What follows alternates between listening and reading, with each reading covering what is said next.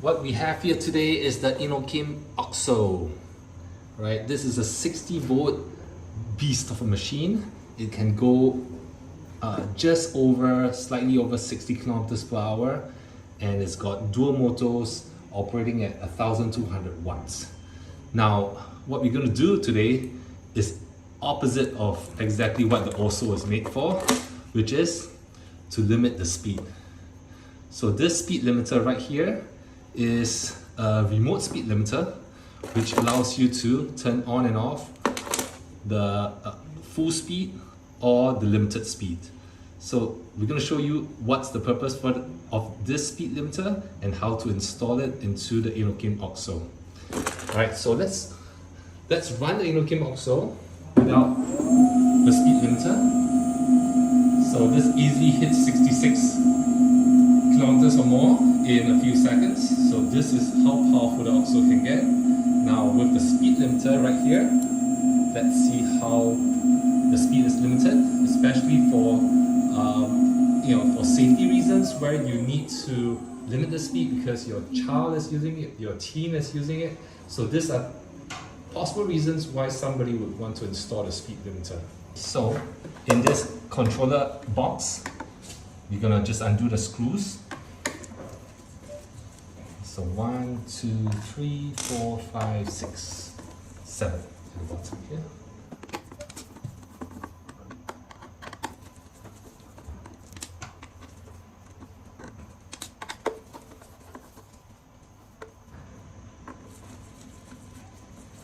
Okay, so a speed limiter is not meant to limit the power, it only limits the speed. So at a certain speed, it hits the full power, you get the full torque as though it's not speed limited, but you will not be able to exceed the power level that, that the full OXO would be able to output. Okay, so after you release all the screws, okay, I'm going to show you. You lift it up and you see another controller here. Okay, together with the motor connections at the bottom. So find a small connector like that, right? That connects to a splitter. So this is the splitter that splits off this parallel connections to the motor underneath the deck, and the second controller. This is actually the second controller, the secondary controller, right? So this is the parallel wire. So let's break that off, and this splitter is coming from the LCD up above on the handlebar. Okay, so disconnect that and plug in. You can't go wrong because the speed limiter, one side is male, one side is female, so naturally you cannot go wrong on that. So just plug that in, right? Tuck it neatly back into the controller box, right? Tuck it neatly back into the controller box in the corner, right? If you see this potential meter here, this is what allows you to control the speed. So before you actually install the screws back, right, plug it in and let's run it and to see if it reaches the desired speed that you want to be limited to. Okay, so let's turn it on. Okay, you can run it on single motor or run it on dual motor. Okay, now this is at max speed, so we're gonna lock the speed. So now it goes to 23, 22. So that's the max speed.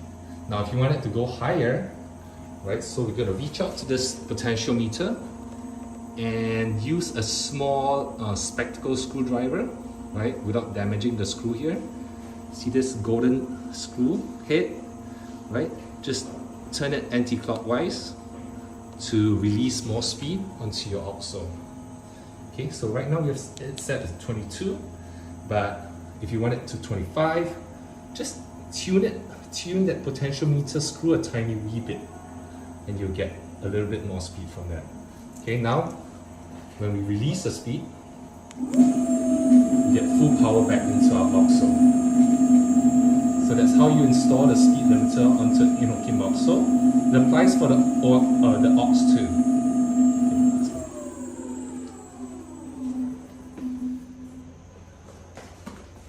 Okay, so right now we're going to put it back, because once you have set the speed limit that you want to set to, you can actually screw everything back and it will not affect, you won't have to touch it again.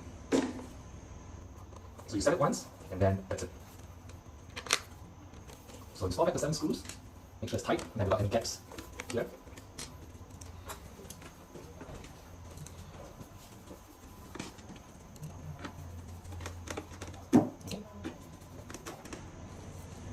Right, and let's test it out once again.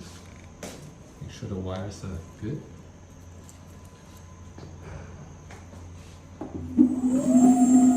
Okay, so this is full speed. Let's lock the speed up. There you go. Okay, release the speed again. Again, you can hear in the background the sound of the motor, right? Revving up, revving down the moment the speed limiter button is pressed. Okay, so that's how the speed limiter for the Inokim OXO works. Thank you.